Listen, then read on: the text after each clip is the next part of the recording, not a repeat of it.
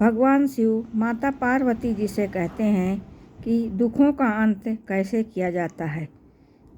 अपने जीवन में सुख संपत्ति और धन की वर्षा होगी तो चलिए कथा को प्रारंभ करते हैं।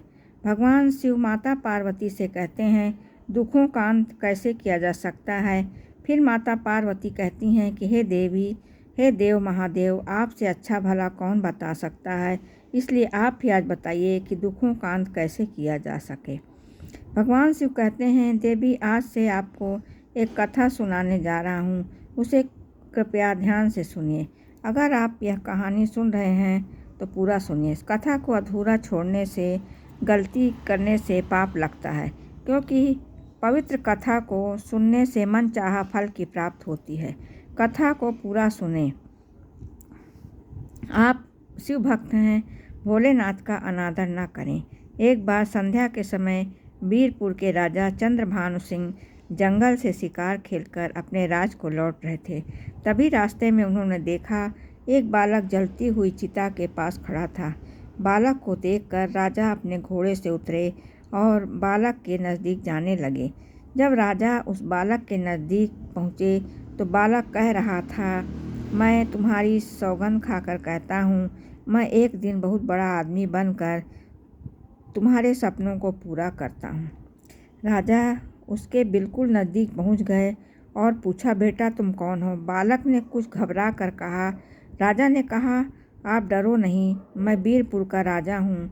अपनी माँ की चिता के पास बहुत बड़ा आदमी बनने का सौगंध खा रहे थे। क्या मैं जान सकता हूँ कि इस सुनसान जंगल में तुम अपनी माँ की चिता के पास अकेले क्यों खड़े हो? तुम्हारे बाकी संबंधी रिश्तेदार कहाँ हैं? महाराज, मेरी माँ मैं इस जंगल में अकेले ही रहते थे, लेकिन मेरी माँ ने मरते समय मुझे बताया कि मेरे दादा अलीगढ़ के धनी सेठ करोड़ी मल थे। मेरी माँ और पिताजी का प्रेम विवाह हुआ था, और चूँकि मेरी माँ एक बहुत ही गरीब परिवार से थी, इसलिए मेरे दादाजी उन्हें पसंद नहीं करते थे। विवाह के कुछ दिनों बाद ही बगीचे में घूमते हुए मेरे पिताजी को सांप ने काट लिया और उसकी मृत्यु हो गई। मेरे दादा दादी ने मेरी माँ को अब शकुनी और मनहूस कहते हुए उनके आने से ही मेरे पिताजी की मृत्यु हो गई। उन्होंने मेरी माँ को घर से निकाल दिया। गर्भवती ही अवस्था में वह जंगल में आई और वहाँ एक झोपड़ी बनाकर रहने लगी। यही मेरा जन्म हुआ है। मेरी माँ के मरते समय मुझसे कहा था कि मैं किसी तरह से गरीबी के जीवन में बाहर निकलूं और धनवान बनने के योग्य बनूं। महाराज, यह शब्द कहते ही मेरी माँ के प्राण निकल गए। मेरी माँ के जीवित रहते हुए मैं उनसे बड़ा आदमी बनने का वादा नहीं कर पाया था, इसलिए उनकी चिता के समीप खड़ा होकर इस समय बड़ा आदमी बनने की अपने माँ की आत्मा से वादा कर रहा था। महाराज बेटा, बड़ी ही दुख मेरी भरी कहानी है। इस वन में रहकर तुम इतने बड़े आदमी कैसे बन सकते हो? अच्छा, हमारे साथ हमारे राज में चलना चाहोगे? बच्चे ने कहा, आपके साथ महाराज। राजा ने कहा, हम तुम्हें पढ़ा लिखा कर बड़ा आदमी बनने में तुम्हारी मदद कर सकते हैं, इस बात का हम तुमसे वादा करते हैं। तब तो मैं आपके साथ बड़ी खुशी से चलने को तैयार हूँ महाराज। और फिर वह राजा के साथ उनके राजमहल की तरफ चल दिया। राजमहल में पहुँचने पर रानी ने पूछा, यह कौन है महाराज? महारानी, इसका नाम कालू है। आज से यह हमारे महल में रहकर शिक्षा ग्रहण करेंगे। रानी मन में सोचने लगी, महाराज भी न जाने कैसे कैसे नमूने उठाकर महल में ले आते हैं। कौन समझाए, यह महल है, कोई अनाथालय नहीं। राजा ने अपनी रानी से पूछा, महारानी आप किस सोच में पड़ गई? कुछ नहीं महाराज, आप आज्ञा दीजिए। महारानी, आज से कालू तुम्हारी छत्र छाया में रहेगा। राजकुमार और राजकुमारी की तरह ही अब तुम्हें इसका ध्यान भी रखना पड़ेगा। रानी ने कहा, ठीक है महारानी, मैं आज से इस बच्चे का ध्यान रखूंगी। कालू सोचने लगा कि उसकी कितनी अच्छी किस्मत है। राजमहल में पहुंच गया।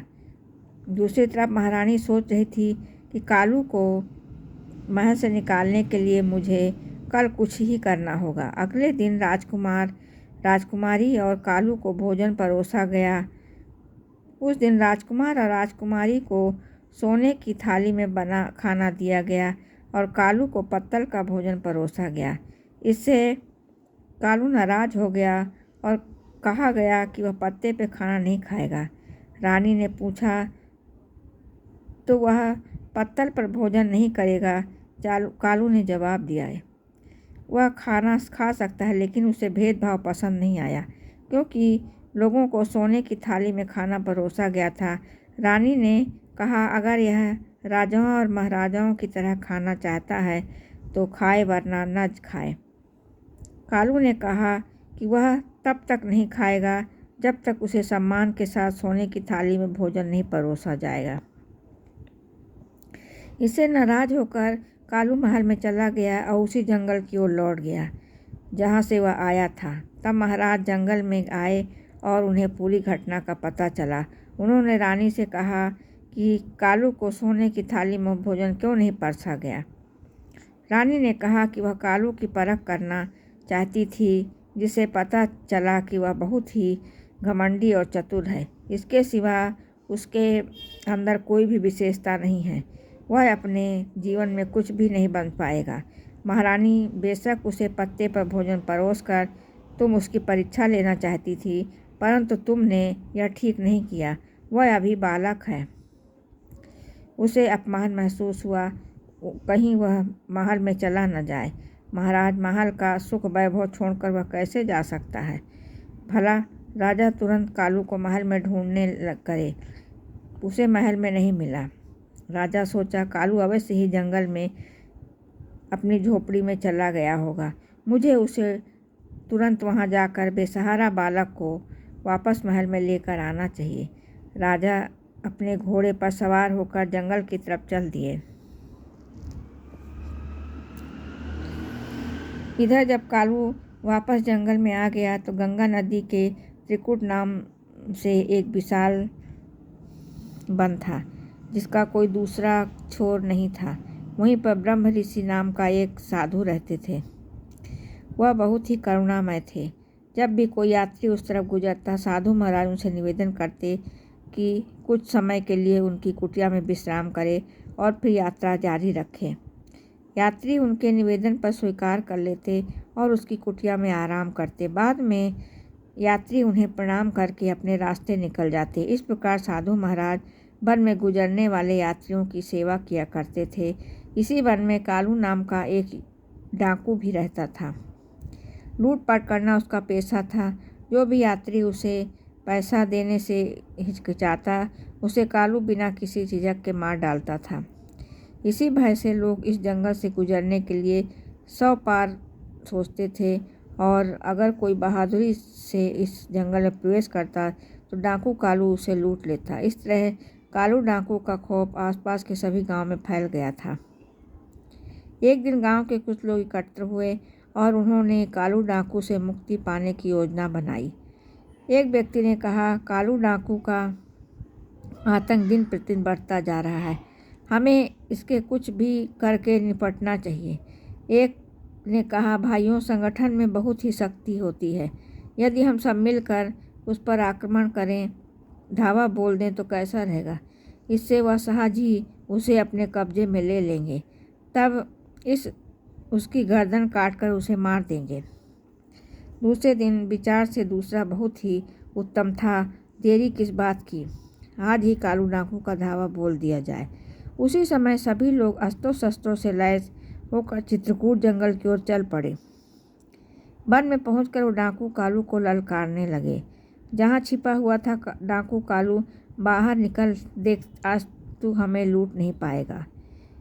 आज हम सब तेरी मौत बनकर आए हैं, हम सबसे तू बच नहीं पाएगा।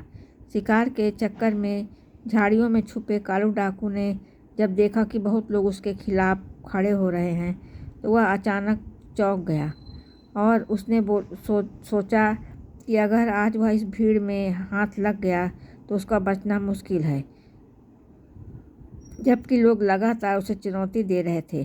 कालू डाकू ने सोचा कि वहाँ तो मुझे ये सब लोग ज़रूर पकड़ लेंगे, मुझे कहीं और छुपना होगा। अपनी जान बचाकर सोचकर वहाँ से उठा और चुपचाप वहाँ से भाग निकला। जल्दी उसे साधु की कुटिया दिखाई दी। उसने सोचा कि चलो मुझे कुटिया में शरण लेनी चाहिए। वह कुटिया है समीप पहुँचा तो बहुत ही हाँफ रहा था।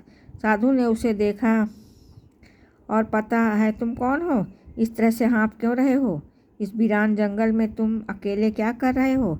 साधु ने फिर से प्रश्न की, कौन हो तुम? क्या घर से भाग कर आए हो? कालू ने कहा, नहीं ऋषिवर, ऐसी बात नहीं है। तब कालू ने ऋषि को अपनी सारी सच्चाई कहानी सुनाई। तब ऋषि अर्थात साधु ने कहा कि तुम बड़ा आदमी बनना चाहते हो। हाँ ऋषिवर, पर समझ नहीं पा रहा हूँ कि मैं बड़ा आदमी कैसे बनूँ।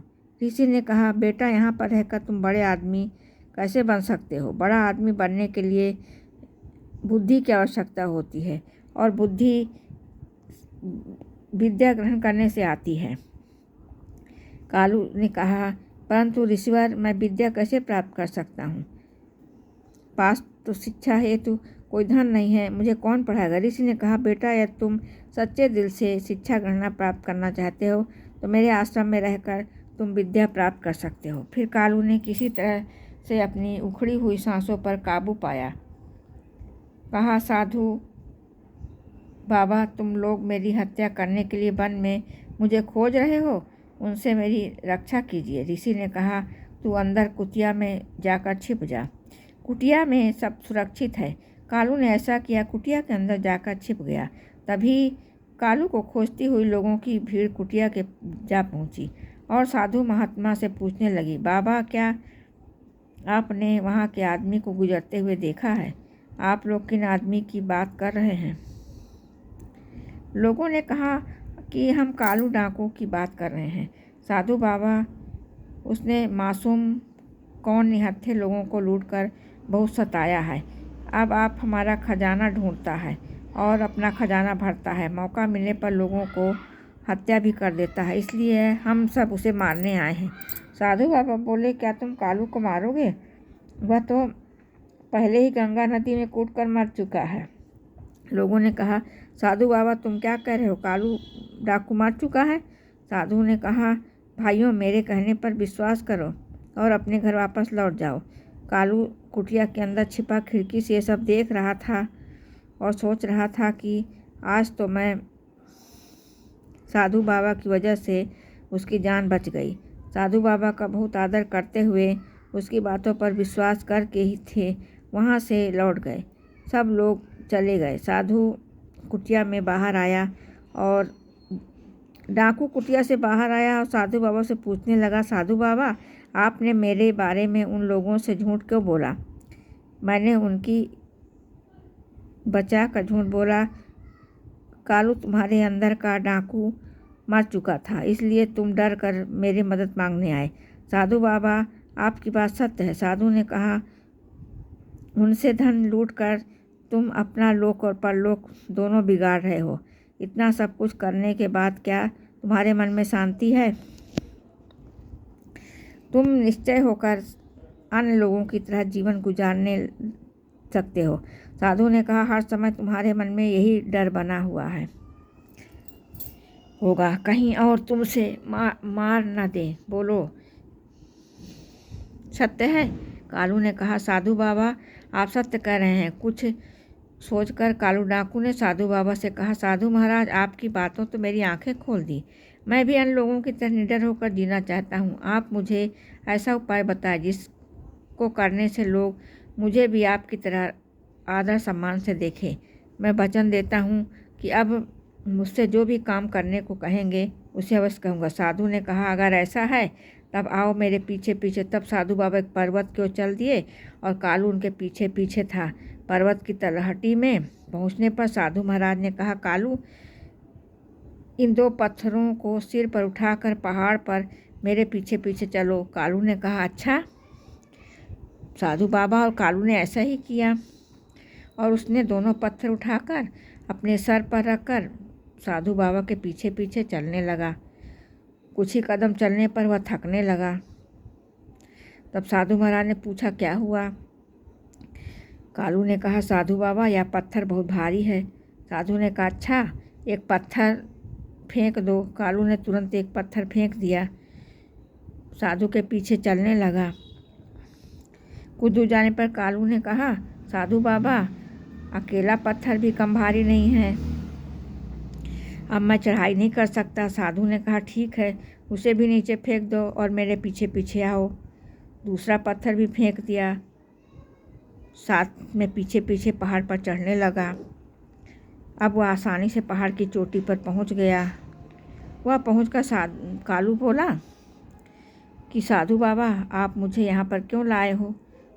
साधु बाबा ने कहा, तुम्हें एक शिक्षा देने के लिए। देखो अब तक तुम्हारे सिर पर लूट मार और हत्या रूपी 2 भारी पत्थरों का बोझ था, तो तुम्हें जनप्रिय रूपी पहाड़ पर चढ़ने नहीं देता था। इसलिए तुम अब एक काम करो, आज से लूट मार और हत्याएं करना बंद कर दो और जिन लोगों का धन तुमने आज तक लूटा है उन्हें वापस कर दो।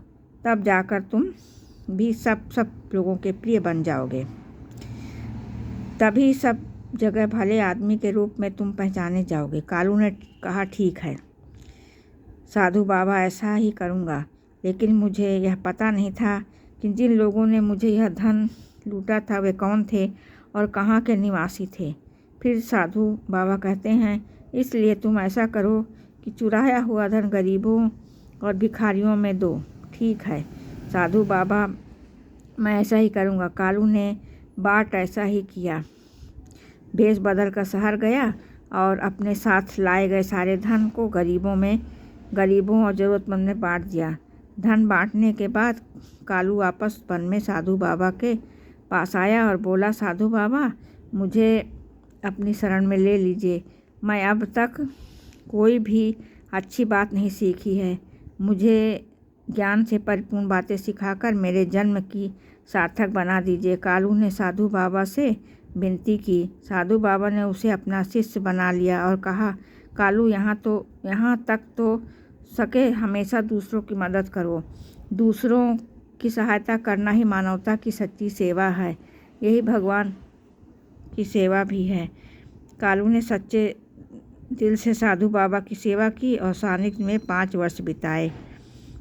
साधु बाबा की कृपा से वह अत्यंत ही बुद्धिमान और सच्चे चरित्र वाला बन चुका था। एक दिन साधु बाबा ने कहा, कालू आज तुम्हारी शिक्षा पूरी हो चुकी है। कालू ने उत्तर दिया, पर मैं आपकी शिक्षा का मूल्य कैसे चुकाऊंगा। साधु बाबा ने मुस्कुराते हुए कहा कि बेटा शिक्षा का कोई मूल्य नहीं होता, यह तो अमूल्य है। कालू ने शिक्षा प्रारंभ की और आश्रम के कामों में मदद करने लगा। वर्षों बीत गए, कालू युवा हो गया। एक दिन आशीर्वाद देते हुए साधु बाबा ने कहा, कालू आज तुम्हारी शिक्षा संपूर्ण हो चुकी है। मुझे गर्व है तुम मेरे सबसे योग्य और बुद्धिमान शिष्य हो। अपनी बुद्धि का प्रयोग करके तुम कठिनाइयों में भी सफलता प्राप्त कर सकते हो। यह मेरा आशीर्वाद है। अब तुम एक आदर्श पुरुष के रूप में परिवर्तित हो चुके हो। कालू ने कहा, गुरुदेव अब आप मुझे क्या करना चाहिए। साधु बाबा ने उत्तर दिया, कालू अब तुम युवा हो, तुम्हारे सामने पूरा जीवन पड़ा है, इसलिए अब तुम्हें कोई कार्य करके अपना जीवन यापन करना होगा। कालू ने निराश होकर कहा, गुरुदेव मैं तो एक डाकू के रूप में बदनाम हूँ। भला मुझे पैसे जैसे आदमी को कौन काम देगा। साधु बाबा ने सलाह दी, जाओ अपने बुद्धि के बल पर जीवन के कुरुक्षेत्र और सफल योद्धा बनकर उतर जाओ। कालू ने वीरपुर जाने का निश्चय किया। वीरपुर वह राज्य था जहाँ के राजा ने बचपन में उसे आश्रय दिया था, परंतु रानी ने उसे अपमान करके निकाल दिया था। जब कालू वीरपुर पहुंचा तो उसने सुना कि वहां के मंत्री की आकस्मिक मृत्यु हो गई है, इसलिए मंत्री का पद खाली पड़ा था। राजा ने दरबार में राजा मंत्री का पद खाली के लिए योग्य उम्मीदवार का चुनाव होना था। कालू दरबार पहुंचा और जो कुछ हो रहा था उसे ध्यान से देखने लगा। उस समय राजा सिंहासन पर बैठे थे और सेनापति ने कहा, महाराज, मंत्री की आकस्मिक मृत्यु से पद रिक्त हो गया है। यह पद अधिक दिनों के लिए खाली नहीं रहना चाहिए। राजा ने उत्तर दिया, आप ठीक कह रहे हैं। सेनापति परंपरा के अनुसार मंत्री का पद उनके पुत्र सारंग को सौंपा जाएगा। लेकिन कालू ने कहा, महाराज, समय के साथ पुरानी परंपराओं को बदलना भी एक समझदारी होती है। एक युवक ने कहा, महाराज, मेरा नाम यश है, मैं मंत्री पद के लिए अपना नाम दे सकता हूँ, पेश करना चाहता हूँ। कालू ने अपना नाम यश बताया ताकि राजा चंद्रभानु सिंह उसे पहचान न सके। कई सालों के बाद राजा चंद्रभानु सिंह बूढ़े हो चुके थे। कालू ने कहा, महाराज, आप जैसी चाहें मेरी परीक्षा ले सकते हैं। यदि मैं आपकी कसौटी में खरा ना उतरा तो ठीक है, वरना आप मुझे जो चाहे जो सज़ा दे सकते हैं। राजा ने कहा, युवक, तुमने जो सलाह दी है हम तभी मानेंगे जब आप तुम्हारे द्वारा ली गई परीक्षा में उत्तीर्ण हो जाओगे। हम सारंग और तुम्हारी दोनों की परीक्षा लेंगे और जो भी इस परीक्षा में उत्तीर्ण होगा हम वीरपुर का मंत्री बनाएंगे। राजा चंद्रभानु सिंह के आदेश पर सोने की म्यान में रखी 2 तलवारें तुरंत राज दरबार में पेश की गईं। राजा ने सारंग को एक तलवार दी और कहा, सारंग, तुम उत्तर दिशा में जाओ और राजा केसरपुर के राज केसर सिंह के यहाँ भेंट देकर आओ। फिर राजा ने यश को दूसरी तलवार दी और कहा, यश, तुम्हें पश्चिम दिशा में समझवर्ती राज विशालपुर में जाकर राजा विशाल को यह भेंट पहुँचानी है।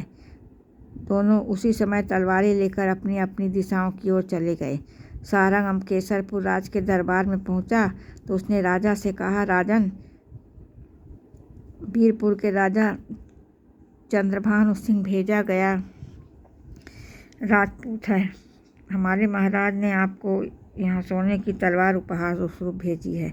राजा केसर सिंह ने तलवार की म्यान से उसे निकाला तो देखा तलवार की नोक पर लाल रंग लगा हुआ था। राजा ने पूछा, यह क्या, तलवार की नोक पर लाल रंग क्यों लगा है? इसका क्या अर्थ है? सारंग ने मन ही मन सोचा कि तलवार नोक पर लगे इस लाल रंग का क्या मतलब है? हो सकता है मैं नहीं जानता। फिर भी उसने राजा को जवाब दे दिया, राजन, लाल रंग का रहस्य यह है कि आप हमारे राजा के तलवार की शक्ति स्वीकार कर लें, वरना हमारे महाराज की तलवार आपके राज में खून की नदियाँ बहा देंगी। राजा केसर सिंह ने अपने सेनापति को आदेश दिया, राजा चंद्रभानु सिंह से हमें चुनौती दी है, आज से ही सेना का संगठन शुरू कर दो। हम जल्द ही वीरपुर में आक्रमण करने की योजना बना रहे हैं। यह सुनकर सारंग घबरा कर वहाँ से चला गया और दूसरी ओर जब कालू विशालपुर पहुँचा, वहाँ के राजा के सामने पेश हुआ तो राजा ने पूछा, राजपूत, इस तलवार की नोक पर लगा लाल रंग हमें समझ नहीं आ रहा है, इसका क्या मतलब है?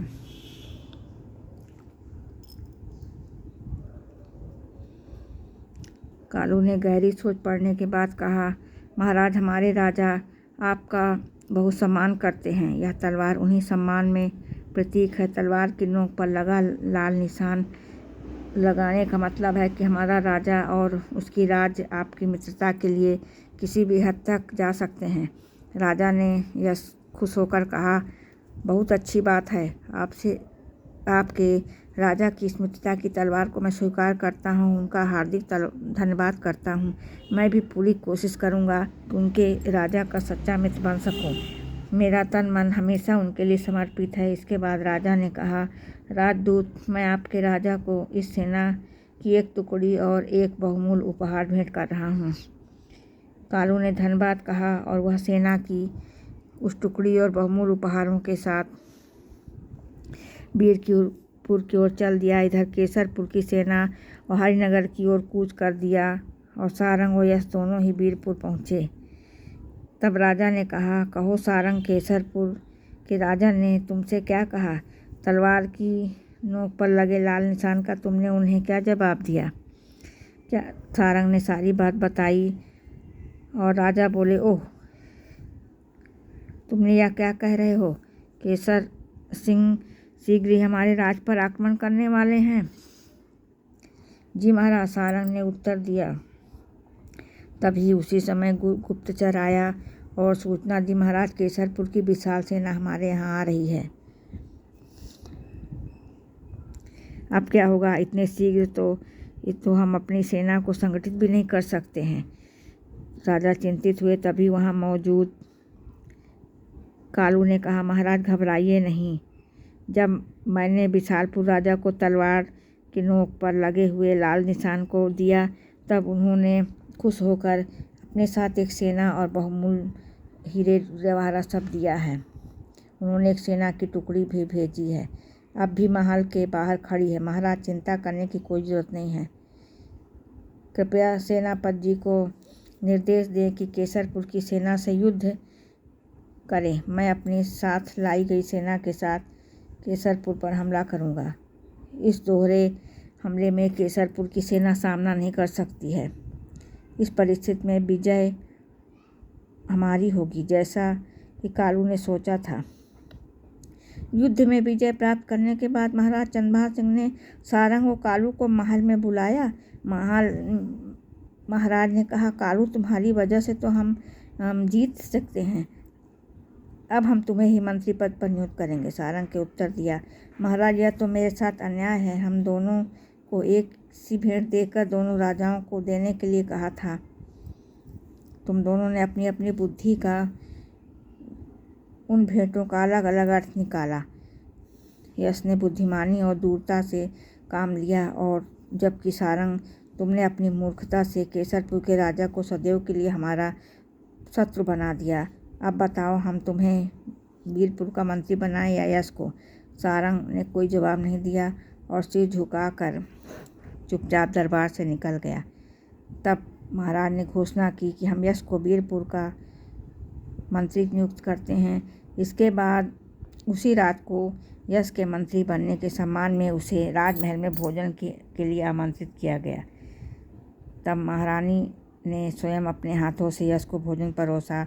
मंत्री बने यश ने कहा, क्षमा करें महाराज, मैं भोजन इस थाली, चांदी की थाली है, अपेक्षा सोने की थाली में करना पसंद करूंगा। ठीक है, हम उसका भी प्रबंध किए देते हैं। महाराज ने कहा। अब कालू को सोने की थाली में भोजन परसा गया।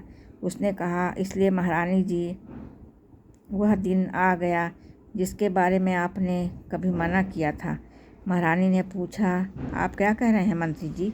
मंत्री ने उत्तर दिया, महारानी जी याद कीजिए, आज से 15 वर्ष पहले कालू नामक बालक को पत्ते पर भोजन परसा गया था। महारानी बोली, ओह हाँ, याद आया। उस दृढ़ बालक ने तब तक भोजन को खाने से मना कर दिया था और कहा था कि वह तभी महल में भोजन करेगा जब वह सोने की थाली में भोजन परसा जाएगा। महारानी ने पूछा, लेकिन आपको यह बातें कैसे पता है? कालू ने उत्तर दिया, मैं वही बालक जय हूँ। महारानी जी, तब राजा चंद्रभान सिंह से महारानी ने कहा कि देखो महारानी जी, जिस बालक को आपने अहंकारी समझा था वो अब इस राज्य का मंत्री है। मंत्री ने कहा, राजन, यदि महारानी जी ने मुझे उस समय तिरस्कृत नहीं किया होता तो शायद मेरे मन में ऊंचाइयों को छूने की तीव्र इच्छा नहीं हो जागती। मैं तो महारानी जी का एहसानमंद हूँ। यह सुनकर महारानी जी ने कहा, यह तो आपकी विनम्रता है। इस तरह मंत्री ने कुशल पूर्वक मंत्री का पद संभाला।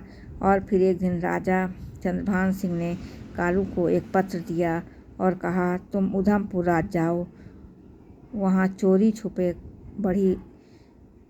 काफ़ी बढ़ गई है। कृपया तुम जाकर अपने विवेक से उस राज के चोरों को मुक्त कराओ, क्योंकि वहाँ के राजा ने मुझे पत्र लिखकर सहायता के लिए कहा है। फिर कालू उधमपुर को दिशा की ओर चल पड़ा। एक दिन वह रात चलकर वहीं पहुँच गया। वहाँ राजा शशिकांत सिंह पास गया और बोला, राजा चंद्रभान सिंह आपके नाम पर यह पत्र भेजा है। राजा पूछा, ओ राजा चंद्रभान सिंह से मदद के लिए तुम्हें भेजा है। कालू ने पत्र लेकर फिर राजा से यह पत्र पढ़ा। इसमें लिखा था कि वह पत्र लेकर जो व्यक्ति आपके पास आ रहा है वह 5 वर्ष से मेरे पास मंत्री के पद पर है। मेरे साथ 5 वर्ष बिताने के बाद उसका मन पूरी तरह से साफ हो गया है और मेरी शिक्षा से उसकी बुद्धि तीव्र हो गई है। इसलिए मैं चाहता हूँ कि आप इसे अपना विशेष सलाहकार नियुक्त कर लें। आपका हितैषी राजा चंद्रभान। पत्र पढ़ने के बाद राजा सोचने लगे कि यह आदमी एक समय में विख्यात डाकू रहा, फिर राज्य में मंत्री रहा। क्या इसे विशेष सलाहकार जैसे महत्वपूर्ण पद नियुक्त करना ठीक रहेगा? पर तभी उसके दिमाग में दूसरा विचार आया। पूर्व में चाहे वह आदमी कुछ भी रहा हो, परंतु वर्तमान में राजा चंद्रभान सिंह जैसे अनुभवी राजा ने बताया तो निश्चय ही यह उपयोगी होगा। मन में यह विश्वास आते ही उन्होंने डाकू से कहा, तुम्हारा नाम क्या है? जो महाराज, मेरा नाम कालू है। कालू, आज से हम तुम्हें अपना विशेष सलाहकार नियुक्त करते हैं। ओ महाराज, तब तो मैं बड़ा ही सौभाग्यशाली हूँ। उस दिन राजा शशिकांत सिंह कालू के साथ एक दरबार में पहुँचे और उनसे कहा, कालू, आज से तुम वहीं पर बैठा करोगे। हे महाराज, कालू ने उत्तर दिया। महाराज, कालू ने अभी अपना स्थान ग्रहण ही किया था कि तुरंत कुछ लोग अपनी शिकायत लेकर दरबार में आए। इसमें 3 पुरुष और 1 वृद्ध महिला थी। एक पुरुष के आगे पहुंचकर महाराज ने कहा, महाराज, इस बूढ़ी महिला ने हमारा सारा धन हड़प लिया है। कृपया न्याय करें, हमें हमारा धन वापस दिलवाएं। पहले हमें सभी विवरण बताओ, तब हम कोई निर्णय ले पाएंगे, महाराज ने कहा। इस पर वृद्ध महिला ने आगे बढ़कर कहा, महाराज, ये तीनों झूठ बोल रहे हैं। मैं शुरू से ही आपको पूरी बात बताऊंगी। और उसने अपनी कहानी सुनाना शुरू कर दिया। महाराज ने 4 व्यापारी आपके राज्य में व्यापार करने आए थे और वहीं उन्होंने भारी मुनाफा कमाया, जिससे उनके पास काफ़ी धन इकट्ठा हो गया। और फिर एक दिन ये चारों व्यापारी अपना संपूर्ण धन लेकर मेरे पास आए और कहा, बूढ़ी माँ, हम इस राज्य में नए हैं, हमारे पास काफ़ी धन है, कृपया हमारे धन की रक्षा करो। मैंने पूछा, मैं रक्षा कैसे करूँगा? उन्होंने कहा, हम तुम्हारे घर के आंगन में धन गाड़ देंगे और जिस दिन हम चारों एक साथ आकर अपना धन मांगेंगे, उस दिन तुम हमें धन वापस कर देना। अगर इसमें कोई भी एक आकर धन मांगे तो उसे मत देना। मैंने कहा, यह तो बहुत सरल है, पर मेरे लिए क्या है? व्यापारियों ने कहा, बूढ़ी माँ, इसके बदले में हम भी तुम्हें धन देंगे। मैंने तब कहा, तब मुझे तुम्हारी बात मंजूर है। फिर उन्होंने घर में गड्ढा खोदा, बड़ी पोटलियों में धन भरी, उसे वहाँ रखकर मिट्टी में ढक दिया। चारों बोले, बूढ़ी माँ, हम हर शाम को यहीं भोजन करने आया करेंगे। मैंने कहा, बड़े शौक से आओ बेटो। रोज़ शाम को जब मैं भोजन करने आते तो मुझसे पूछते, हमारा सारा धन सुरक्षित है? मैंने जवाब दिया, हाँ बेटा, तुम्हारा धन पूरी तरह सुरक्षित है।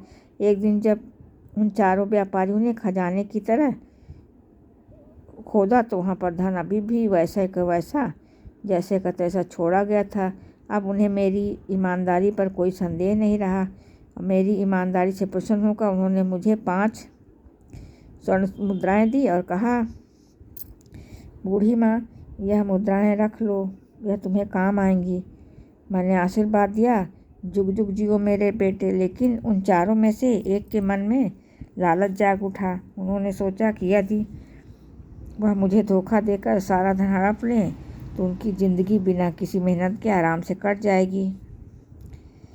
लेकिन एक दिन जब चारों व्यापारी घर से बाहर एक पेड़ के नीचे चौपट खेल रहे थे, तभी उनमें से एक ने एक दूसरे से कहा, तुम बूढ़ी माँ से जाकर कह दो कि वह जल्दी ही खाना बना दे, बहुत भूख लग रही है। ठीक है, मैं अभी जाता हूँ। और वह घर की ओर चल दिया। वह सोच रहा था कि यह सब कैसे अच्छा मौका है, जब उसके साथी बाहर व्यस्त हैं और वह अकेले ही धन को हड़प सकता है। तो घर के अंदर पहुंचकर उसने मुझसे कहा, बूढ़ी माँ, हमें इस वक्त सारे धन की आवश्यकता है, मेरे साथी ने धन लाने के लिए मुझे भेजा है। मैंने कहा कि सारे धन की एक साथ तुम लोगों को इस समय क्या आवश्यकता है? उसने कहा कि अगर मेरी बात तुम्हें यकीन नहीं है तो तुम बाहर जाकर मेरे साथियों से पूछ लो।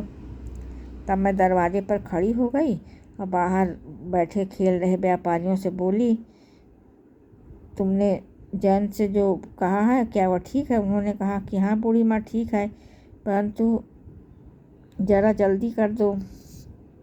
तब मैं घर के अंदर गई और बोली, तुम्हारे साथी भी तुम्हारी बात को समर्थन कर रहे हैं, इसलिए गड्ढे को खोदकर तुम अपना धन ले जा सकते हो। वह व्यक्ति मन ही मन सोच रहा था। उसकी चाल कामयाब हो गई। वह तेज़ी से गड्ढा खोदने लगा और बड़ी तेज़ी से उसमें सारा धन ले गया। 2 बड़े बड़े घड़े और थैले निकाल कर बाहर रख दिए और मुझसे बोला, बूढ़ी माँ तुम ज़रा एक लोटा पानी लेकर आओ, मुझे बड़ी प्यास लगी है। और पानी लेकर आई, लेने चली गई। इतने में पलक झपकते ही वह व्यक्ति दोनों धन में भरे थैले उठाकर घर के पिछवाड़े में खड़े घोड़े पर लाद कर तुरंत वहाँ से फरार हो गया। दूसरी ओर उसके साथी भी बाहर बैठकर चौपट खेल रहे थे।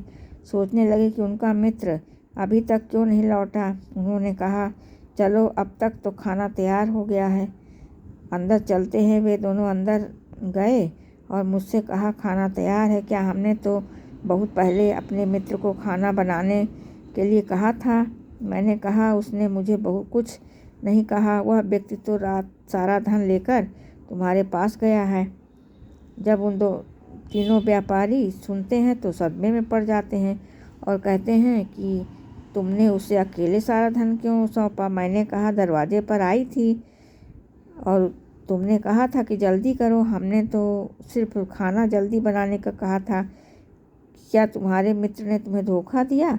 और मैंने अपनी कहानी पूरी करते हुए कहा, महाराज यही सारी कहानी है, बताइए इस घटना में मेरा क्या दोष है? फिर तीनों व्यापारी कहते हैं कि यह बुढ़िया झूठ बोल रही है। अवश्य ही से इस बात का पता है कि हमारे मित्र धन लेकर कहाँ गया है।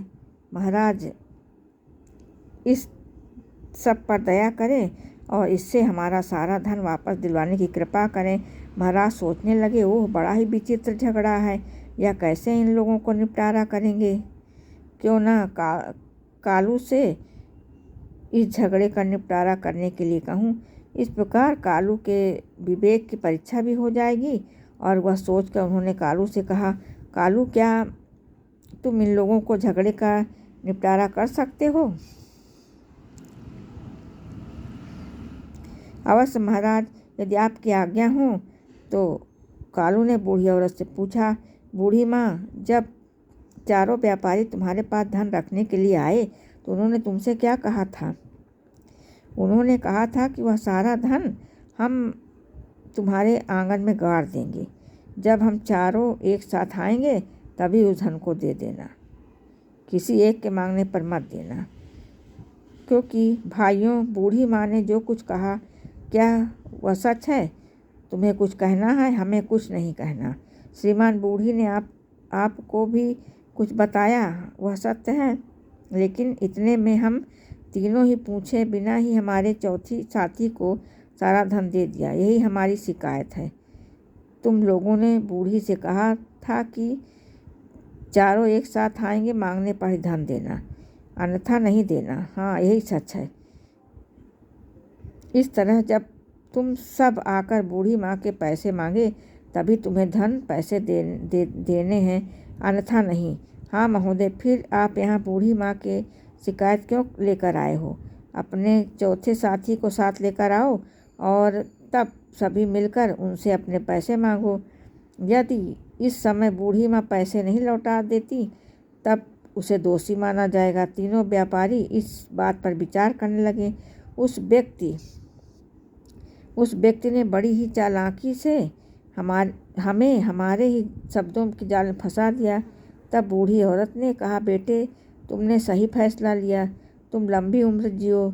तब उस व्यापारी ने सिर पर झुकाकर कहा, जाने लगे। तब कालू ने कहा, रुको, मुझे तुम तीनों पर शक हो रहा है क्या? तुम मेहनत से कमाई हुई धनराशि किसी अजनबी के घर में छुपाए धन की सुरक्षा के कोई उपाय होते हैं? सच सच बताओ, तुम्हें यह धन कहाँ से मिला है? महाराज, हमारे व्यापार में वह धन कमाया है और यही सच है। बोले, सच बताओ वरना मैं तुम्हारे खाल में भूसा भरवा दूंगा। कालू ने कहा, नहीं महाराज, हम सच कह रहे हैं। वे बोले। कालू ने फिर कहा, जल्लादों को बुलवा लो और इनसे सच उगलवा लो। नहीं तो जल्लादों को मत बुलवाओ, हम सच बताते हैं। वे बोले, तो बताओ सच क्या है? सच यह है कि हम चारों साथी एक चोरों का गिरोह थे और जो धन हमारा चौथा साथी लेकर फरार है वह धन भी चोरी से इकट्ठा किया हुआ था। और महाराज ने कहा, ओह, तो तुम लोग चोर थे? जी महाराज, बोले। महाराज ने तुरंत आदेश दिया कि इन तीनों को कारागार में डाल दो और बूढ़ी औरत को पूरी इज्जत के साथ राजमहल में विदा कर दो। महाराज ने कालू से कहा, कालू, तुम परीक्षा से खरे उतरे हो। तुम्हें हमने अपना विशेष सलाहकार बनाकर उचित किया। हमें इस फैसले का सदैव गर्व रहेगा। उस दिन के बाद से राजा शशिकांत सिंह कालू को सलाहकार लेकर अपना प्रत्येक कार्य करने लगे। फिर कालू और डाकू था वह अब दुनिया का सबसे बुद्धिजीवी कहलाने लगा। इतना कहकर भगवान शिव कथा समाप्त करते हैं और कहते हैं कि हे माता गौरा पार्वती को सुनाते हुए शिव जी कहते हैं कि इस दुनिया में जो सच्चे मन से जो काम करता है उसी में सफलता होती है। शिव के सच्चे भक्त हैं वही इस कथा को सुनेंगे और कथा में हर हर महादेव बोलते हुए इस कथा को समाप्त करेंगे। जय भोले भंडारी, सबकर कृपा करो।